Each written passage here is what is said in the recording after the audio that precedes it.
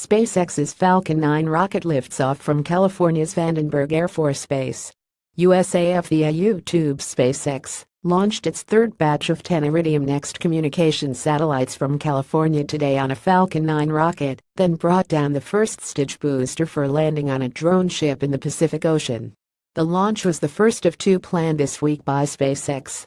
Today's Falcon 9 lifted off from Vandenberg Air Force Base in California at 5:37 a.m. PT, loaded up with satellites that are destined to become part of Iridium's $3 billion next-generation constellation for broadband data services. The constellation will eventually comprise 66 operational satellites, plus orbital spares. SpaceX sent up two earlier batches of 10, in January and June, as part of an 8-launch deal with Iridium. Minutes after liftoff, the Falcon 9 second stage separated and proceeded to orbit for satellite deployment. Meanwhile, the first stage fired up its engines and began a series of autonomously executed maneuvers, guiding itself back down toward Just Read the Instructions, a floating landing pad hundreds of miles off the California coast.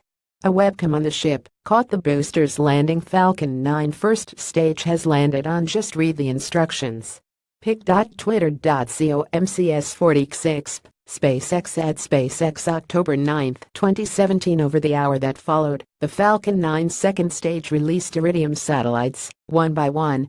We're 10 for 10, again, a clean sweep of Iridium Next satellite deployments in the desired final orbit, SpaceX launch commentator John Insperger reported during today's webcast.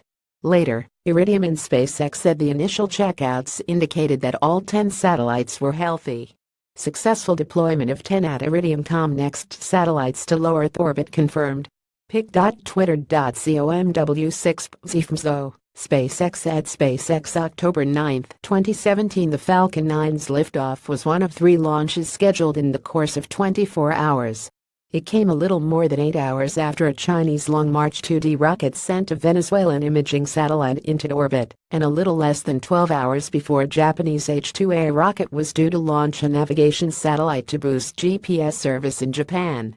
SpaceX is gearing up for another Falcon 9 launch on Wednesday, this time from Launch Complex 39A at NASA's Kennedy Space Center in Florida. That mission is aimed at putting the SES-11 ECHOSTAR-105 satellite into geostationary orbit to provide satellite TV and data services. Today's launch marked the 14th Falcon 9 liftoff of 2017, keeping SpaceX on track for a record-setting 20 launches in the course of a year.